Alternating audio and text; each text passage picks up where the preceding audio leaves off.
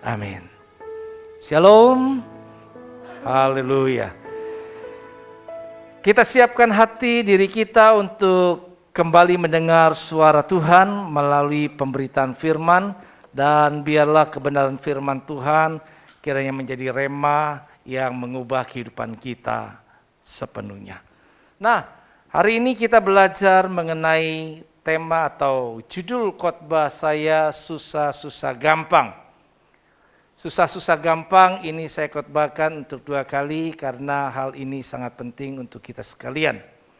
Nah, hari ini kita melihat judulnya susah-susah gampang, artinya bahwa di muka mungkin kita berhadapan dengan situasi-situasi yang sulit, tetapi kembali bagaimana kita meresponi situasi itu sehingga menjadi gampang bagi kehidupan kita.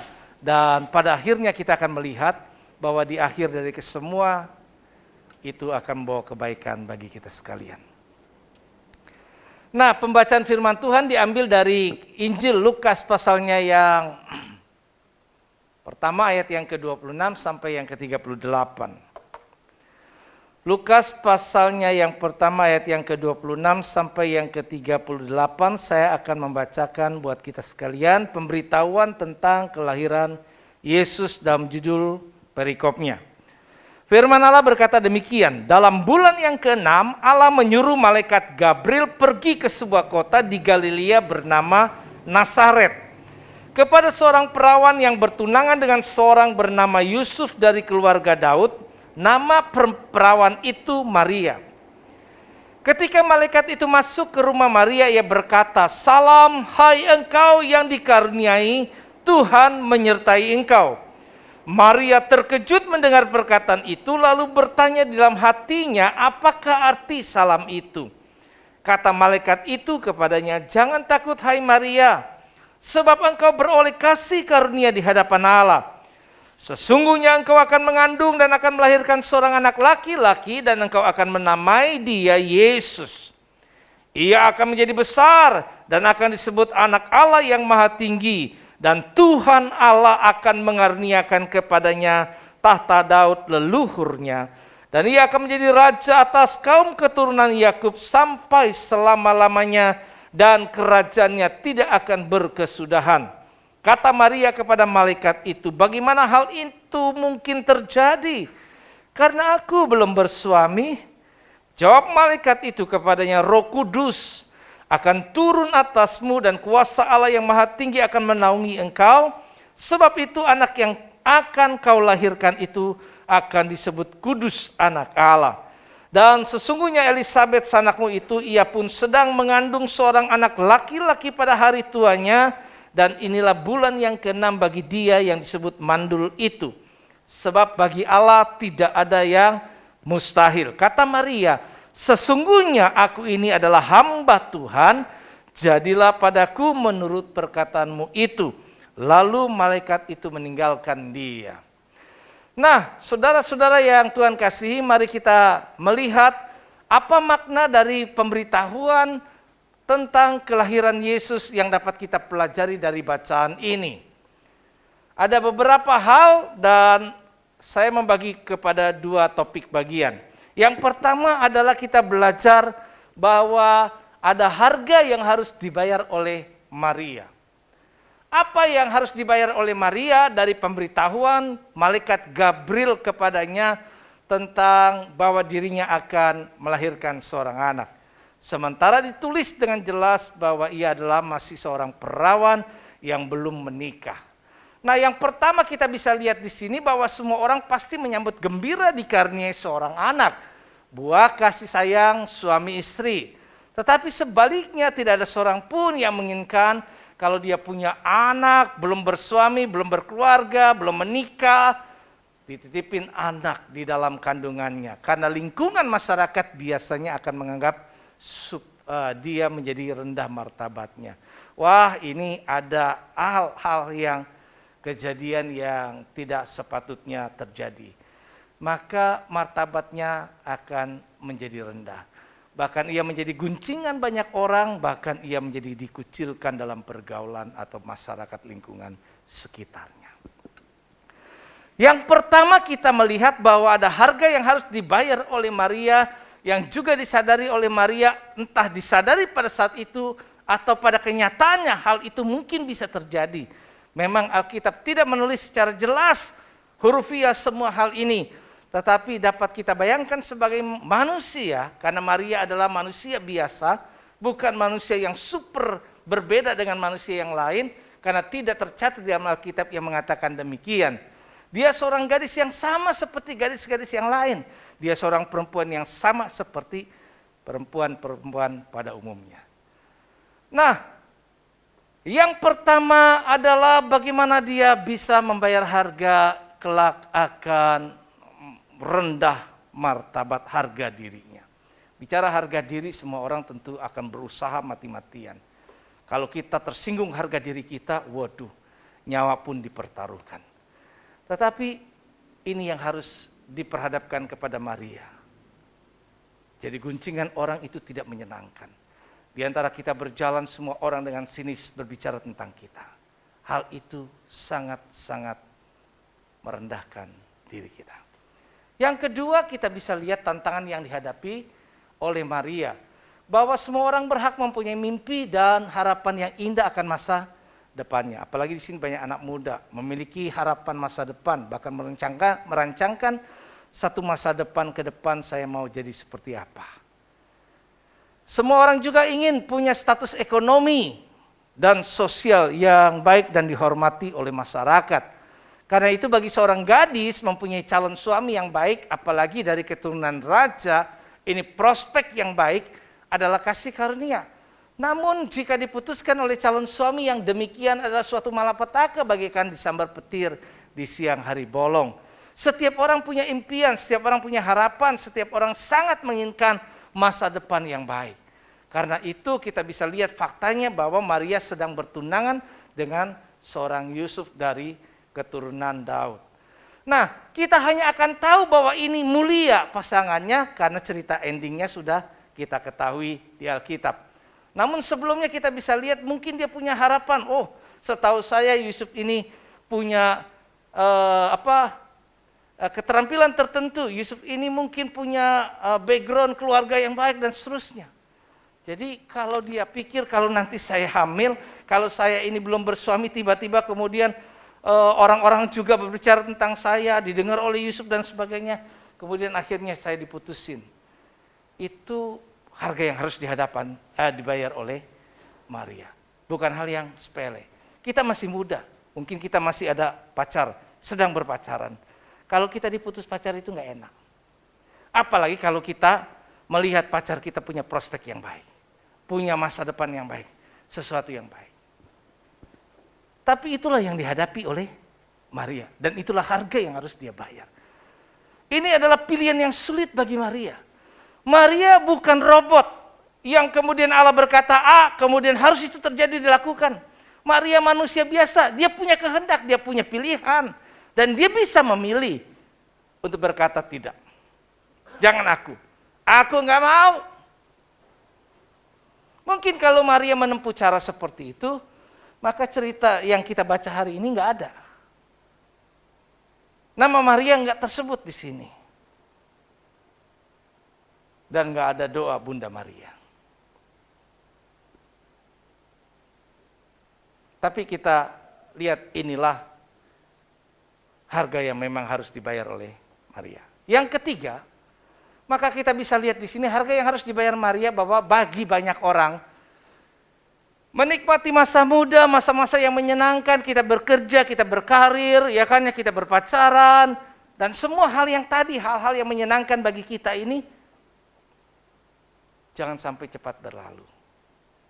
Kalau bisa hidup kita ini terus enak, senang, happy, begitu kan. Tapi bayangin masih muda, ya nggak tahulah. Kalau kita mungkin berhadapan dengan situasi itu terus masih muda, ya ilah. Kemudian udah gendong anak. Masa-masa muda dengan teman-teman yang tadinya bisa hore, senang-senang. Kemudian harus ngurus anak, bersihin popok. Ya, dari malaman dia bangun untuk nyusuin dan sebagainya. Itu semua hal itu rasanya tidak menyenangkan. Tapi ini juga harga yang harus dibayar oleh Maria dalam sebuah pilihan jika dia memilih itu. Oke. Masih ingat yang pertama tadi apa? Harga diri, martabatnya mungkin direndahkan di tengah masyarakat. Yang kedua, diputus. Prospek impian harapan ke depan mungkin hilang. Karena mungkin kita mengalami pemutusan hubungan. Impian jadi buyar semuanya. Kita punya rencana begini-begini, tapi akhirnya nggak kesampaian. Kemudian yang ketiga, tadi apa?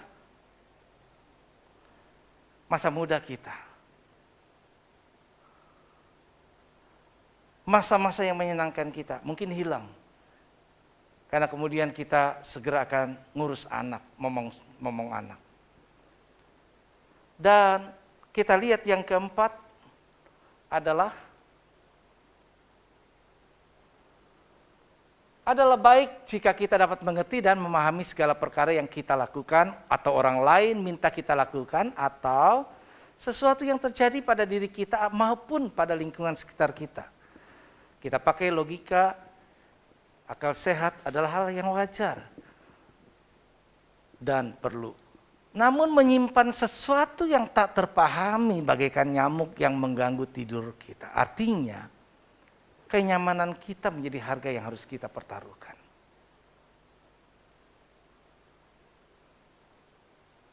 Kenapa?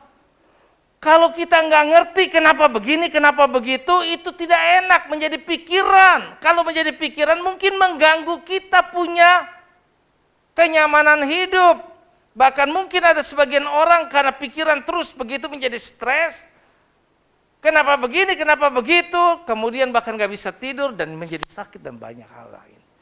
Implikasi-implikasi yang mungkin akan diperhadapkan atau dialami kemudian di tengah-tengah hal-hal yang lainnya juga, tetapi ini adalah harga yang ada di hadapan Maria yang harus dia bayar. Nah, hal-hal yang serupa dengan hal-hal yang seperti ini di dalam aspek kehidupan kita, kenyataan realita hidup ini juga saya dan saudara akan hadapi dalam bentuk-bentuk yang berbeda. Tetapi pada dasarnya mungkin ada hal-hal yang harus dipertaruhkan tentang harga diri kita, impian-impian kita, waktu-waktu menyenangkan buat kita, bahkan ada banyak hal-hal yang tidak kita mengerti dalam hidup kita. Dan bagaimana kita menyikapinya, bagaimana kita meresponi ke semua hal ini, apakah kita sudah bisa mampu meresponi secara tepat dan benar, sesuai dengan apa yang menjadi kehendak Allah. Karena hidup ini adalah rangkaian proses demi proses yang Allah kerjakan di dalam hidup kita, yang baru akan kita ketahui ending pada akhirnya bukan pada saat proses terjadi. Proses ini dialami oleh Maria. Kita ini gampang melihatnya enak. Kenapa? Karena cuma sebuah kisah yang sudah terjadi. Seolah-olah begitu gampang apa yang dihadapi. Tetapi ketika ia sedang menghadapi hal serupa ini, bukan perkara yang mudah. Namun hal ini saya mau kita sekalian, semua kita jemaat mau belajar dari hal ini. Bagaimana kita menyikapi itu hal yang penting. Apa yang terjadi di sekitar kita, ada hal yang bisa kita kendalikan, ada yang tidak bisa kita kendalikan. Ada hal yang ada dalam kontrol kita, tapi ada hal yang tidak dalam kontrol kita. Ada hal yang kita inginkan bisa terjadi, tapi ada hal juga yang tidak kita inginkan bisa terjadi. Namun semua hal itu bukan hal yang paling penting dan pokok. Tapi yang paling penting adalah bagaimana sikap kita menghadapi atau meresponi semua hal ini. Dan ini yang kita belajar pentingnya hari ini untuk belajar dari tokoh Maria. Yang pertama, kita bisa lihat bagaimana Maria, bagian kedua, selain dia terpapar tentang harga yang harus dia bayar, respon Maria yang positif terhadap Tuhan. Yang pertama, Maria mengambil sikap atau meresponinya dengan rendah hati.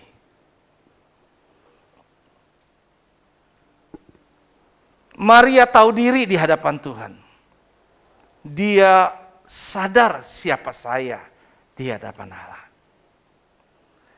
Ada banyak orang udah berhasil mencapai cita-cita. Ada banyak orang berhasil membuat kehidupannya menjadi hebat. Tapi kadang orang lupa siapa dirinya sebenarnya. Keberhasilan, segala sesuatu, kenyamanan yang dihadapi, yang dia nikmati selama itu, membuat dia terkadang sering melupakan Tuhan. Nggak tahu diri. Kita mungkin merasa, wah saya sekarang berubah. Kalau orang mungkin yang nggak punya apa-apa, bisa gampang rendah hati. Tapi kalau orang punya segala-galanya, rendah hati itu sulit sekali. Sulit. Ucapannya gampang. Bahkan orang itu ya mungkin bisa. Ada kalimat-kalimat yang cuma sekedar lip service. Enak manis didengar. Tapi sikap hati Tuhan yang tahu. Bagaimana kita menyikapinya. Kita bisa lihat kata Maria kepada malaikat yang menyampaikannya. Sesungguhnya, sebenar-benarnya. Dia sadar, aku ini siapa? Cuma hamba. Dia sadar diri, saya cuma hamba. Sehebat-hebatnya saya, segala yang saya miliki sampai saat sekarang ini, saya masih tidak berubah status di hadapan Tuhan. Saya ini cuma seorang hamba. Kalau dulu kita menjadi hamba dosa, kalau dulu kita menjadi hamba yang bukan melakukan kebenaran, namun sebagai orang yang percaya, kita sekarang berubah menjadi hamba kebenaran, tapi tetap menjadi hamba. Hamba nggak lebih. Kita ini siapa di hadapan Tuhan? Kita sudah belajar siapa aku ini. Aku bukan siapa-siapa.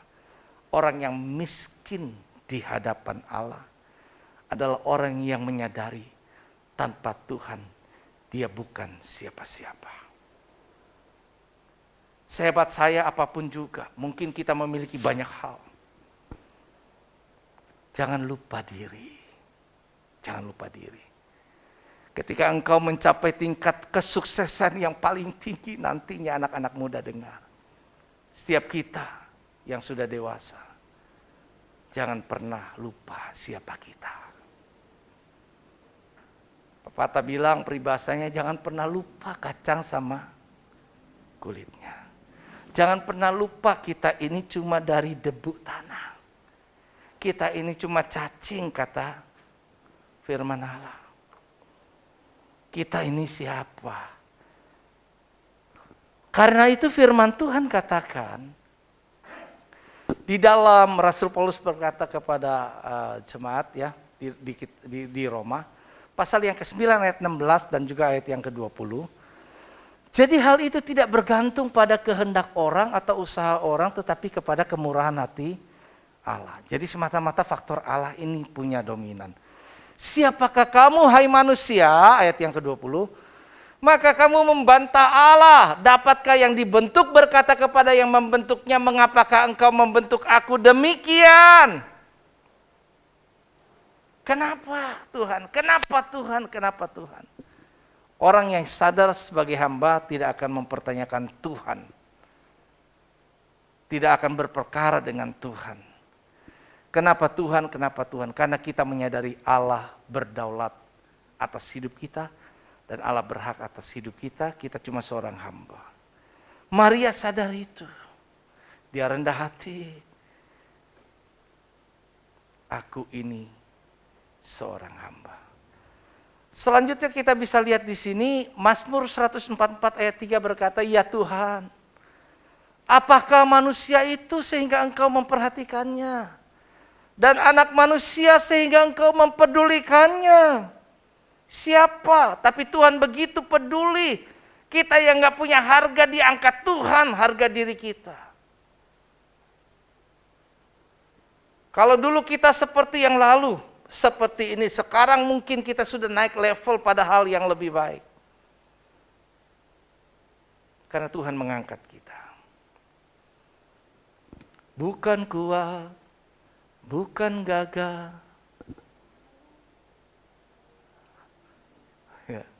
Jadi bukan kuat, bukan gagah. Tapi karena roh-Mu ya Tuhan. Jadi semua yang kita punya sekarang ini kita sadar adalah kasih karunia Tuhan. Karena itu mari tetap eling sadar. Ya. Jangan lupa diri siapa kita. Bagaimana kita meresponi segala sesuatu peristiwa dalam hidup kita yang tidak kita pahami pun, kita sadar siapa kita di hadapan Allah. Jangan pernah jadi orang yang sombong, karena kesombongan membuat kita jatuh paling dalam. Yang kedua, kita bisa lihat di sini, respon Maria setelah disampaikan kepadanya itu bersambut atas rencana Tuhan. Ada kesediaan Maria untuk taat dan mau dipakai Tuhan.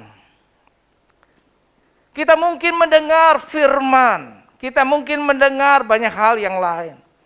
Tetapi bagaimana kita meresponi itu semua tergantung kita. Karena manusia punya kehendak bebas. Manusia bisa menentukan pilihan dan keputusannya. Apakah kita menjadi orang yang mau bersambut atas rencana Tuhan? Apakah kita mau menyediakan hati ikhlas terus untuk mau taat? Terus terang, ketaatan itu bukan perkara yang mudah. Sulit sekali. Kenapa? Jujur saja kita ini lebih banyak naturnya menggunakan logika. Ketika logika kita tidak masuk, ketika logika kita tidak bisa kita terima, kita tetap akan memilih jalan kita. Kenapa? Kita menganggap itu yang terbaik untuk kita. Kalau Maria berpikir hal yang serupa, dia bahkan bertanya, Tuhan bagaimana mungkin aku ini bisa seperti ini, aku belum bersuami.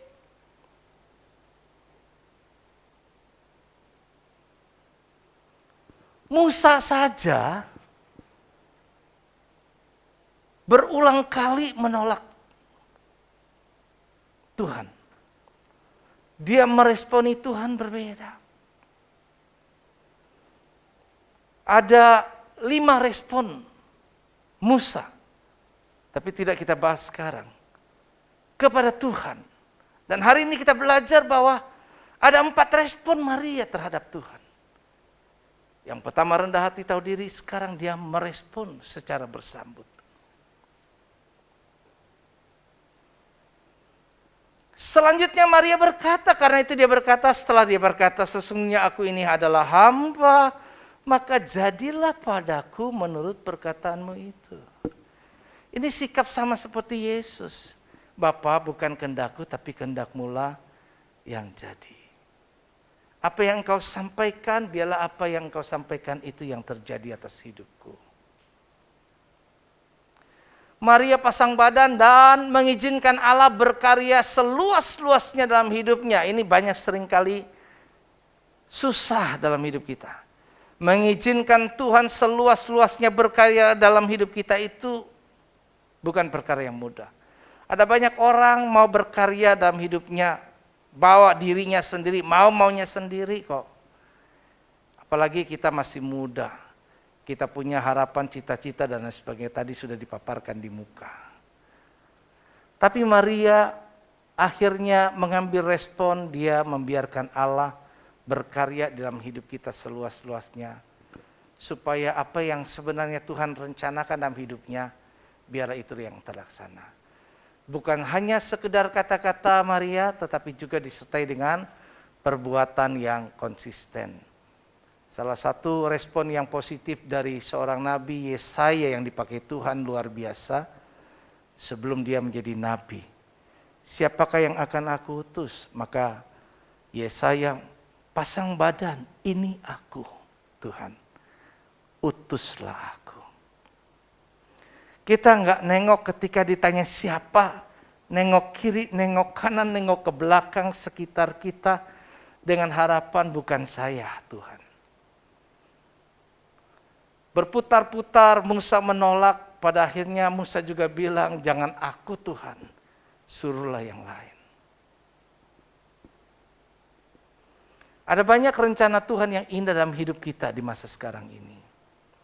Dan di masa yang akan datang.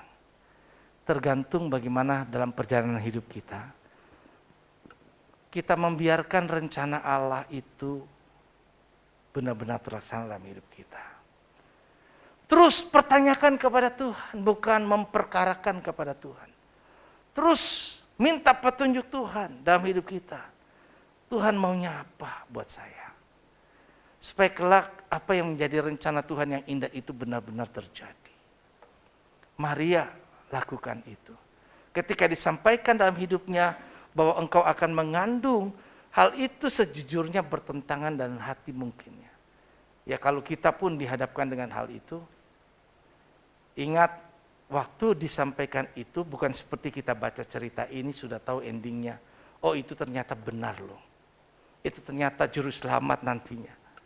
Jadi hebat kayak gitu. Tapi Maria belum ngerti, belum tahu. Tapi dia meresponi secara positif. Selanjutnya kita bisa lihat di sini orang yang merespon Allah dengan kesediaan diri menuruti apa yang Allah kehendaki akan mengalami hidupnya dimuliakan Allah seperti Maria yang menempati posisi yang paling terhormat dan mulia di hadapan Allah dan manusia. Siapakah aku ini sampai ibu Tuhanku datang mengunjungi aku, kata Elizabeth kepada Maria ketika mengunjunginya. Jadi kita lihat pada endingnya cerita kita ketahui bahwa akhirnya dengan respon Maria yang bersambut atas rencana Tuhan, maka Allah mengangkat kehidupan Maria begitu terhormat dan mulia, baik di hadapan Allah maupun juga di hadapan manusia. Dia mendapat kesempatan untuk bisa menjadi ibu yang melahirkan dari seorang yang menjadi juru selamat dunia. Mungkin kita akan bisa dipakai Tuhan menjadi orang-orang yang kelak baru kita ketahui akan jadi seperti apa kita di tangan Tuhan. Jika kita juga mengambil sikap meresponinya seperti Maria meresponi Tuhan. Yang ketiga, kita akan belajar di sini bahwa hidup oleh iman, mempercayai firman Tuhan, firman yang disampaikan. Apa yang disampaikan malaikat Gabriel adalah firman Allah. Ini bukan hal yang mudah mempercayai. Ini bukan hal yang mudah sekali lagi. Tetapi kita belajar definisi daripada iman adalah dasar, pondasinya. Dari segala sesuatu yang kita harapkan. Dan bukti, banyak orang pengen lihat buktinya. Bahwa ini lo begini lo, oh begini lo. Begitu disuruh begini, oh iya nanti bagaimana? Buktinya apa? Buktinya apa? Track recordnya gimana dan seterusnya.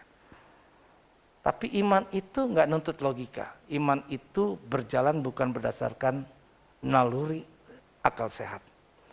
Tapi iman berjalan berdasarkan kerelaan kita mempercayai. Mempercayai itu sulit. Mempercayai orang kita bisa ketipu. Karena orang kadang memanfaatkan kepercayaan kita salah.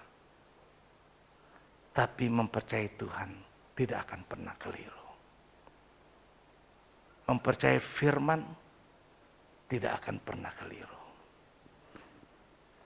Firman Allah berkata, sebab bagi Allah tidak ada yang mustahil. Kalau kita mempercayai orang mungkin kita bisa kecewa.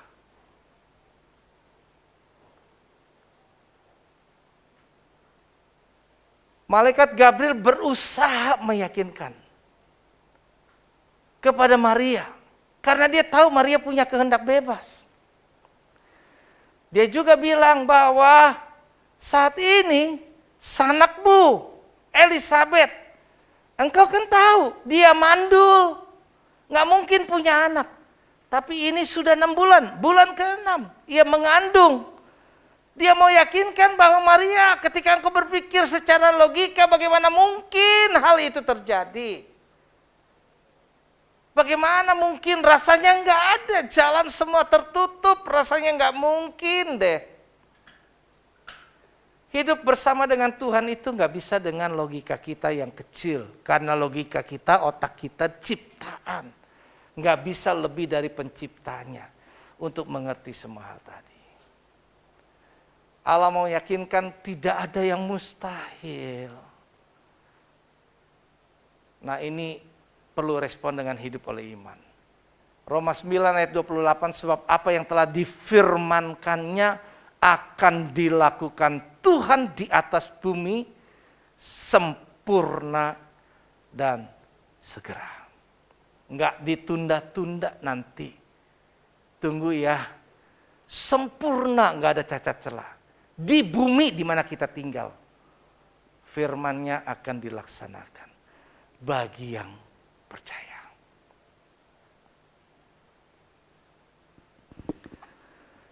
Maria meskipun tidak dapat mengerti dan memahami pada saat itu, sikap mempercayai Allah yang berotoritas dan penuh kemurahan adalah sikap yang benar dan tepat. Jika kita sudah beroleh kasih karunia Allah, mungkinkah Allah sendiri yang akan menjerumuskan kita?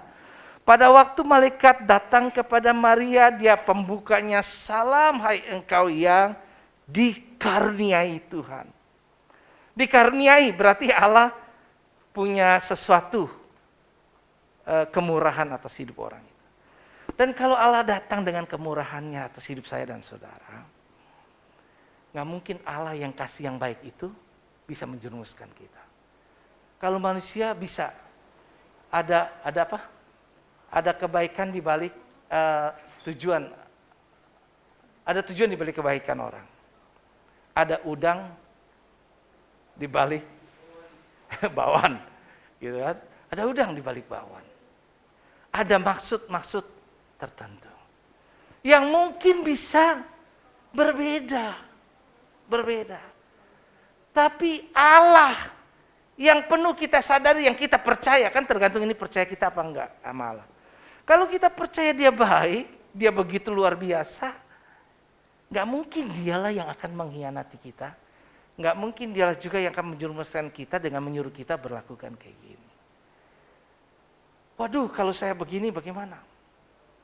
Percayalah, kita lihat banyak kesaksian di dalam Alkitab yang ditulis menjadi sebuah pembelajaran buat kita. Bahwa orang-orang yang meresponi Tuhan dengan baik, positif, hidup oleh iman, percaya, mempercayai firman Tuhan, itu pasti akan hidupnya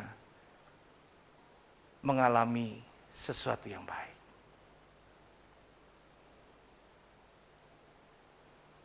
Maka firman Allah Lukas 1 ayat 45 berkata, dan berbahagialah ia yang telah percaya, sebab apa yang dikatakan kepadanya dari Tuhan akan terlaksana. Jadi orang-orang yang mempercayai firman akan berbahagia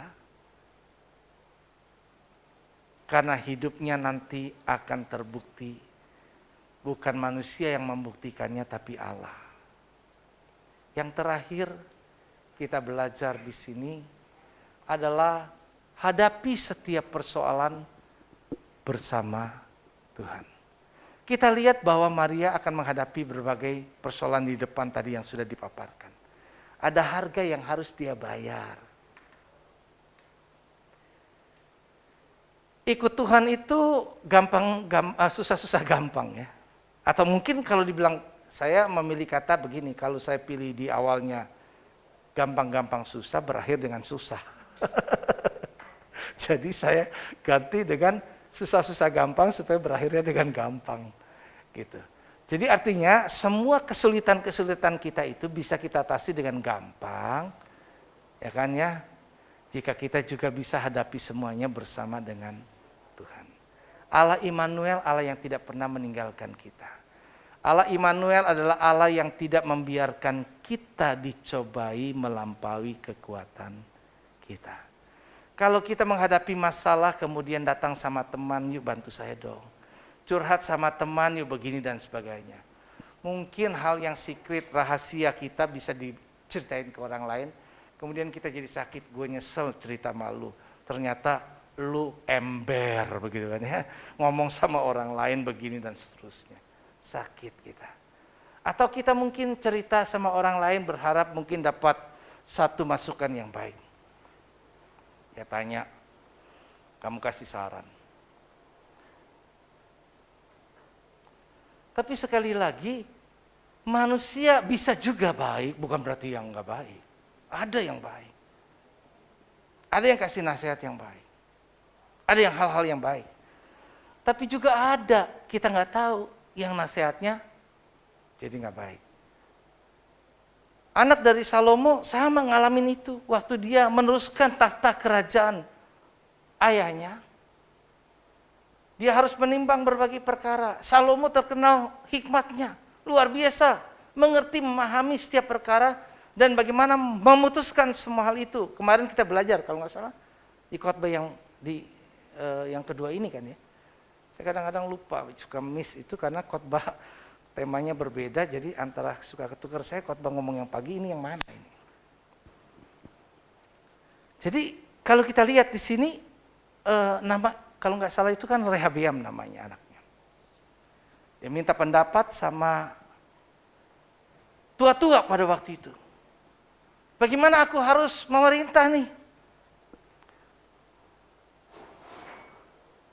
Baginda Raja, ayahmu waktu itu mengenakan kepada rakyat pajak sekian.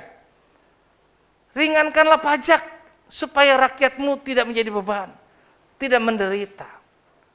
Dari para tua-tua nasihati. Tapi kemudian dia juga minta sama teman-teman sebayanya. Kemudian teman-teman sebayanya kasih nasihat yang bertentangan dengan itu. Kalau bapakmu kenakan dia pajak, katakanlah $100, 100 dinar, kamu kenakan dia 200. Double. Banyak pemasukan supaya suksesmu lebih cepat. Jangan kasih gampang, nanti dia belagu, melunjak. Masukan yang berbeda. Nah, pilihan hidup, kita mau dengar siapa? Sama manusia, kita mungkin terjerumus kalau kita pilih salah. Seperti Rehabeam terjerumus. Jadi raja yang gagal. Tidak disukai rakyat. Hidup kita mungkin sama bisa kayak begitu. Tapi kalau kita libatkan Tuhan, ada kerelaan kita mau dengar suara. Kerelaan untuk ngikut petunjuk Tuhan. Maka Rasul Paulus berkata, segala perkara dapat kutanggung di dalam Dia yang memberi kekuatan kepadaku. Tuhan sumber kekuatan kita. Kita nggak bisa bergantung sama orang lain untuk menolong kita. Jadi hadapi setiap persoalan bersama dengan Tuhan. Maria masih harus berhadapan loh dengan Yusuf, calon suaminya, keluarganya, sanak familinya, bahkan masyarakat sekitarnya. Yang juga tidak mengerti apa yang terjadi pada Maria. Ada banyak kita juga seringkali mengambil sikap terhadap orang lain, kita nggak ngerti sebenarnya, tapi kita banyak kan kita nggak bisa kontrol masyarakat punya sikap terhadap diri kita kayak gimana. Kan kita nggak bisa kendalikan, tapi kita bisa bawa diri kita sendiri. Mungkin rasanya itu tidak menyenangkan buat kita, tapi kemudian kita bersama dengan Tuhan, kita berkata segala perkara dapat kutanggung di dalam Dia yang memberi kekuatan kepadaku. Kalau kita nanti mungkin ke depan akan menghadapi persoalan-persoalan hidup kita, percayalah firman Tuhan ini. Mungkin hari ini mungkin kehidupan kita baik-baik semuanya. Tapi ingat respon Maria ini. Dan bagian ini menghindar lari dari masalah bukanlah jawaban yang dapat menyelesaikan persoalan tersebut. Jadi hadapilah setiap persoalan bersama Tuhan. Kalau kita marah, janganlah sampai matahari terbenam. Kemudian ayat berikutnya, jangan beri kesempatan kepada iblis. Jangan biarkan dia menguasai kita. Jangan biarkan dia panasin kita. Jangan biarkan dia akhirnya kemudian melakukan langkah-langkah yang salah. Dari pihak Yusuf, sikap yang terpuji dari Maria adalah tidak mempersoalkan atau menjadikan sebuah persoalan. Kita udah banyak masalah. Jangan pernah cari masalah atau menjadikan banyak masalah. Ya, masalah itu udah masalah bentuknya. Ya. Jadi kalau bisa malah menjadi orang yang easy going aja. Ya, gampang lah, udahlah, cincailah, Nggak usahlah kita persoalkan yang kayak gini. Dah kayak gitu. Jadi kita coba meminimalkan masalah-masalah hidup kita. Ya. Yusuf kalau mau persoalkan bisa, dia punya alasan banget. Maria kalau nggak salah kurang lebih 3 bulan pergi ke Elizabeth. Waktu dia nggak ada ke situ kan nggak sama Yusuf. Waktu dia pulang balik udah mengandung makin besar 3 bulan. Mungkin bisa curiga. Ini waktu kamu pergi mungkin kamu selingkuh ya. Kok hamil? Aku kan nggak pernah menyentuh kamu. Punya masalah. Masalah itu harus dihadapi. Bukan lari dari masalah. Tapi hadapilah bersama dengan Tuhan. Yusuf pun ngambil sikap, kita belajar dari Yusuf. Jadi orang yang udah gak perlu ini. Sikap Yusuf yang baik adalah dia masih mau dengar suara Tuhan. Ditulis Alkitab dia merencanakan memutuskan hubungan walau dia sudah bertunangan dengan Maria secara diam-diam. Udahlah. Tapi kalau orang Maria yang mau ikut rencana Tuhan, Tuhan gak tinggal diam. Maria menghadapi banyak persoalan dan libatkan Tuhan, Tuhan tidak tinggal diam. Dia intervensi, turun tangan, campur tangan. Dia datang berbicara kepada Yusuf, jangan tinggalkan. Ambil dia. Karena anak yang dikandung itu dari Roh Kudus. Yusuf mungkin, itu mimpi doang. Kenyataan yang saya hadapi. Bisa juga Yusuf meresponnya beda. Tapi Yusuf mau dengar suara Tuhan. Alhasil kedua orang ini melihat bahwa hidupnya dipermuliakan Allah. Bersama Tuhan masalah bisa dijalani. Lagu pujian banyak perkara tak dapat ku mengerti. Banyak hal kita nggak ngerti apapun. Tapi dalam menghadapi setiap hal masalah dalam hidup kita, anak-anak muda mungkin akan menghadapi banyak tantangan-tantangan ke depan. Di pekerjaan, dalam hal lain. Pandemi ini mungkin ada banyak implikasi-implikasi yang terjadi. Sekarang kita berada dalam situasi yang puji Tuhan lebih baik, nyaman. Ya, perekonomian sudah mulai bergerak.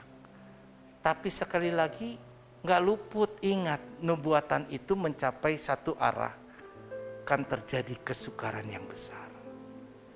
Kita akan berhadapan nanti kepada situasi mengalami kesukaran yang besar, krisis ekonomi, pengaturan yang lain-lain.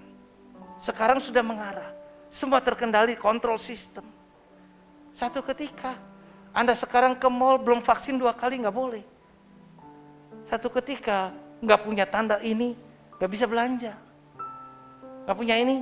Akhirnya ada orang yang tadi sebenarnya saya nggak mau vaksin, tapi karena saya mau ke mall kagak bisa, sementara di mall ada usaha, terpaksa saya vaksin. Begitu juga nanti kelak kita akan menghadapi situasi-situasi yang memaksa kita pada kondisi yang tidak kita harapkan. Tapi ingat, tetap jangan pernah tinggalkan Tuhan. Bersama Tuhan kita hadapi segala perkara. Tuhan berkati. Amin. Kita bagi diri. Mari kita angkat lagu pujian.